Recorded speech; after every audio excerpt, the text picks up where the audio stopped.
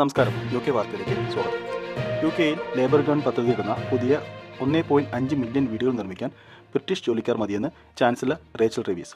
UK മേസ്തിരിമാരും പ്ലംബർമാരും ഇലക്ട്രീഷ്യന്മാരുമാണ് ഗവൺമെന്റിന്റെ 5 വർഷത്തെ പദ്ധതിയുടെ കേന്ദ്ര ബിന്ദുവാണെന്നാണ് റേച്ചൽ റിവീസ് വ്യക്തമാക്കിയിരിക്കുന്നത്. അതായത് കുടിയേറ്റ പണിക്കാരല്ല ലക്ഷ്യം. ഗവൺമെന്റ് ലക്ഷ്യമിട്ട തോതിൽ വീടുകൾ നിർമ്മിക്കാൻ 2028 2,51,000 ജീവനക്കാർ വേണ്ടിവരുമെന്ന് കൺസ്ട്രക്ഷൻ ഇൻഡസ്ട്രി ട്രെയിനിംഗ് ബോർഡ് കണക്കാക്കിയിരുന്നു. ഓരോ വർഷവും 45,000 പേരെങ്കിലും അപ്രന്റീസ്ഷിപ്പ് ആരംഭിക്കണമെന്നാണ് മേഖലയിലെ വിദഗ്ധർ കണക്കുകൂട്ടുന്നു.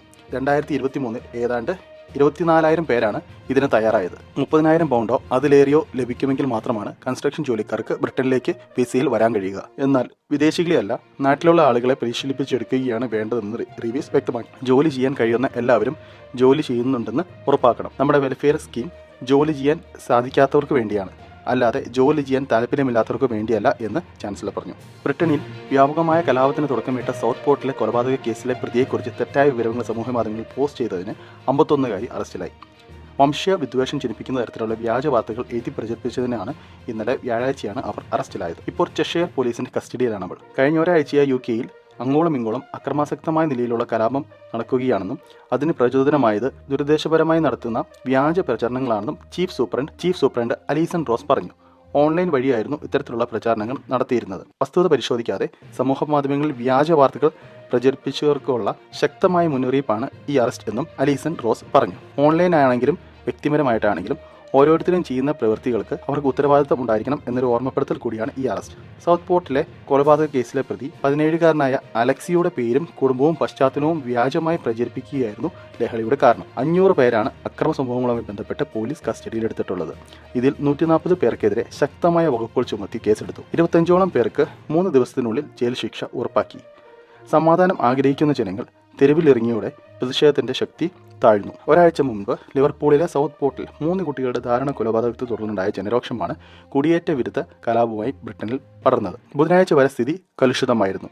ഒടുവിൽ അക്രമികളെ നിയന്ത്രിക്കുകയും സമാധാന അന്തരീക്ഷം പുനഃസ്ഥാപിച്ചിരിക്കുകയുമാണ് സർക്കാർ. ഇംഗ്ലണ്ടിലെ A&Eകൾ നേരിടുന്നത് ഏറ്റവും തിരക്കേറിയ സമ്മർ.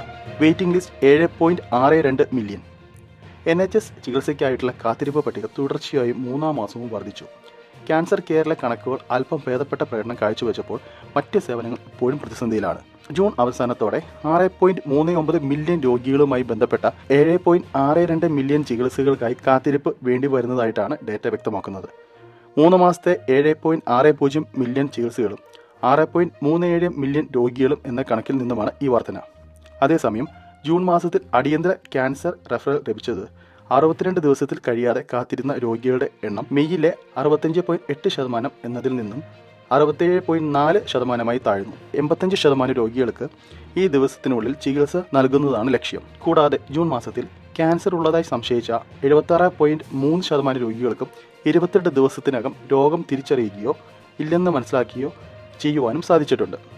3 മാസത്തെ 76.4% നിന്നുമാണ് ചെറിയ മാറ്റം സംഭവിച്ചത്. 75% ലക്ഷ്യത്തിലും കൂടുതലാണ്. ഇത് 4ാം തവണയാണ് പ്രതീക്ഷിച്ച കണക്കുകൾക്ക് മുകളിൽ ഇത് നിൽക്കുന്നത്. കുടിയേറ്റത്തിൽ വെട്ടിക്കുറവ് വരുത്താൻ മുൻ ടോറി ഗവൺമെന്റ് നടപ്പിലാക്കിയ വിസ നിയന്ത്രണങ്ങൾ മൂലം UKയിലേക്കുള്ള ഹെൽത്ത് ആൻഡ് കെയർ ആപ്ലിക്കേഷൻ നൽകുന്നത് 81% കുറവ്. സ്റ്റുഡന്റ് വർക്കർ വിസകൾക്കായിട്ടുള്ള അപേക്ഷകളിൽ 35%ന്റെയാണ് കുറവ്. ബ്രിട്ടനിലേക്ക് വരാനായി ശ്രമിക്കുന്ന വിദേശ വിദ്യാർത്ഥികളും ജോലിക്കാരുടെയും എണ്ണത്തിൽ 0.25% കുറവ് വന്നതായിട്ടാണ് ഹോം ഓഫീസ് കണക്കുകൾ. മുൻ കൺസർവേറ്റീവ് ഭരണകൂടം നിയമപരമായ കുടിയേറ്റത്തിന് ഏർപ്പാടാക്കിയ നിയന്ത്രണങ്ങളുടെ ഫലമാണ് ഈ ഇടിവ്. മുൻ വർഷത്തെ അപേക്ഷിച്ച് ഈ വർഷം ജനുവരി മുതൽ ജൂലൈ വരെ health and care staff, skilled work എന്നിവരുടെ വിസ ആപ്ലിക്കേഷനുകളിൽ 35% കുറവ് വന്നതായി പുതിയ കണക്കുകൾ വ്യക്തമാക്കുന്നു. അതേസമയം ഏറ്റവും വലിയ ഇടിവ് രേഖപ്പെടുത്തിയിരിക്കുന്നത് NHSലോ കെയർ ഹോമുകളിലോ ജോലി ചെയ്യാൻ ആഗ്രഹിക്കുന്ന വിദേശ ഹെൽത്ത് കെയർ ജീവനക്കാരുടെ എണ്ണത്തിലാണ്. ഈ വർഷത്തിൽ ഏപ്രിൽ മുതൽ ജൂലൈ വരെ ഹെൽത്ത് ആൻഡ് കെയർ വർക്കർ വിസയിൽ 81% ഇടിവാണ് നേരിട്ടത്. മാർച്ചിൽ നിയന്ത്രണങ്ങൾ നടപ്പാക്കിയതോടെയാണ് ഈ കുത്തനെയുള്ള കുറവ്. കെയർ വർക്കർമാരുടെ കുടുംബങ്ങളെ ഒപ്പം കൊണ്ടുവരാനുള്ള അവകാശം നേരത്തെ എടുത്തു കളഞ്ഞിരുന്നു. ഈ ജൂലൈ കേവലം 2,900 അപേക്ഷകൾ മാത്രമാണ് ഹോം ഓഫീസിന് ലഭിച്ചത്. നെറ്റ് ഇമിഗ്രേഷൻ കുറയ്ക്കാനുള്ള തങ്ങളുടെ പദ്ധതികൾ വിജയം കാണുകയാണെന്നും എന്നാൽ ലേബർ ഭരണകൂടം ഇത് അട്ടിമറിക്കാൻ സാധ്യതയുണ്ടെന്നും മുൻ ഹോം സെക്രട്ടറി ജെയിംസ് ക്ലെവർലി മുന്നറിയിപ്പ് നൽകി. മാർച്ച് മുതലാണ് നിയന്ത്രണങ്ങൾ ഏർപ്പെടുത്തിയിട്ടുള്ളത്. കഴിഞ്ഞ വർഷം ജൂലൈയിൽ 16,200 അപേക്ഷകൾ ഉണ്ടായിരുന്ന സ്ഥാനത്ത് ഇത് വെറും 2,900 പേരാണ് കുറഞ്ഞത്. ചാമർ സർക്കാർ എത്തിയതിനു ശേഷം ജനത്തിന് ബാധ്യതയായ എനർജി ബില്ലുകൾ. ഒക്ടോബർ മാസത്തോടെ എനർജി ബില്ലുകൾ 140 പൗണ്ട് ഉയരുമെന്ന് മുന്നറിയിപ്പ് വന്നതോടെ വിന്റർ മാസങ്ങളിൽ പെൻഷൻകാർക്ക് ദുരിതത്തിന്റെ ഭാഗമായി മാറുമെന്നാണ് ആശങ്ക. മില്യൺ കണക്കിന് വരുന്ന പെൻഷൻകാരുടെ വിന്റർ ഫ്യൂൽ പേയ്മെന്റുകൾ ചാൻസലർ റേച്ചൽ റിവീസ് റദ്ദാക്കിയിരുന്നു. ഇതോടൊപ്പം ബില്ലുകൾ ഉയരുകയും ചെയ്താൽ ആഘാതം ഇരട്ടിയാവും. എനർജി റെഗുലേറ്റർ ഓപ്ഷൻ നിശ്ചയിക്കുന്ന എനർജി പ്രൈസ് ക്യാപ് ഈ വിന്ററിൽ 10% വർദ്ധിക്കുമെന്നാണ് എനർജി കൺസൾട്ടന്റായ BFY ഗ്രൂപ്പിലെ അനലിസ്റ്റുകൾ പ്രവചിക്കുന്നത്. ഈ പ്രവചനങ്ങൾ സത്യമായാൽ ഒക്ടോബർ 1 മുതൽ പ്രൈസ് ക്യാപ് ഏകദേശം 1,700 പൗണ്ടിലേക്ക് വർദ്ധിക്കും. ഈ വർഷം അവസാന പാദത്തിൽ ശരാശരി ഭവനങ്ങളുടെ എനർജി ബില്ലുകൾ ഏകദേശം 10% ഉയരുമെന്നാണ് കോൺവാൾ ഇൻസൈറ്റും നേരത്തെ പ്രവചിച്ചിരുന്നു. എന്നാൽ ലേബർ അധികാരത്തിലെത്തിയതിന് പിന്നാലെ പ്രായമായ ആളുകൾക്ക് നൽകിയിരുന്ന വിന്റർ ഫ്യൂവൽ പേയ്മെന്റുകൾ നിർത്തലാക്കുകയാണെന്നാണ് ചാൻസലർ റേച്ചൽ റിവീസ് പ്രഖ്യാപിച്ചിരുന്നു. ഇതോടെ ഇംഗ്ലണ്ടിലും വെയിൽസിലും എല്ലാ പെൻഷൻകാർക്കും ലഭിക്കുമായിരുന്ന പദ്ധതിയാണ് ഇല്ലാതായത്. ഈ ബെനിഫിറ്റ് ലഭിക്കാൻ ചില പരിശോധനകൾക്ക് വിധേയമാകേണ്ടതാണെന്നാണ് ചാൻസലറുടെ നിലപാട്. മുൻ ഗവൺമെന്റ് വരുത്തിവെച്ച 22 മില്യൺ പൗണ്ടിന്റെ കടക്കണി മറികടക്കാനാണ് ഈ നീക്കമെന്ന് റിവീസ് ന്യായീകരിക്കുന്നു. അല്ലാഹു അക്ബർ മുഴക്കുന്ന പ്രതിഷേധക്കാരെ അടിയന്തരമായി അറസ്റ്റ് ചെയ്യണമെന്ന് ആവശ്യപ്പെട്ട് വിവാദങ്ങൾക്ക് തിരികൊളുത്തി മുൻ ഇമിഗ്രേഷൻ മന്ത്രി റോബർട്ട് ജെൻലി. തീവ്ര വലത് തെമ്മാടികളെ നേരിടുന്ന രീതിയിൽ കർശനമായ ഇസ്ലാമിക യാഥാസ്ഥികരെ കൈകാര്യം ചെയ്യാൻ ക്ലീൻ സ്റ്റാമറിന് സാധിക്കുന്നില്ലെന്നും വിമർശിച്ചാണ് മുൻ ഇമിഗ്രേഷൻ മന്ത്രിയുടെ അഭിപ്രായം. മുൻപും പോലീസിനെ വളരെ ഗുരുതരമായി വിമർശിച്ചിട്ടുണ്ട്. ഒക്ടോബർ 7 ശേഷം നടന്ന പല പ്രതിഷേധങ്ങൾക്കും എതിരായ ചില ലണ്ടനിലെ തെരുവുകളിൽ ഒരാൾ അല്ലാഹു അക്ബർ വിളിക്കാനും ഉടൻ അറസ്റ്റ് ചെയ്യപ്പെടുന്നില്ലെന്നതും വളരെ തെറ്റാണ്. ബിഗ് ബെന്നിൽ വംശഹത്യ മുദ്രാവാക്യങ്ങൾ മുഴക്കിയാലും അറസ്റ്റ് ഉണ്ടാകില്ല, കൈ ന്യൂസിനോട് പറഞ്ഞു. ഈ നിലപാട് തെറ്റാണ്. ഇതിന് പോലീസിനെ വിമർശിക്കും, മുൻ മന്ത്രി വ്യക്തമാക്കി. എന്നാൽ റോബോട്ടിനെ പോലെയുള്ള ആളുകൾ സമൂഹത്തിൽ കാണുന്ന കുഴപ്പങ്ങൾക്ക് എണ്ണ പകരുകയാണെന്ന് ഉപമന്ത്രി ആഞ്ചല റെയ്നർ പറഞ്ഞു. സമൂഹങ്ങൾ ഒരുമിക്കുകയാണ് വേണ്ടത്.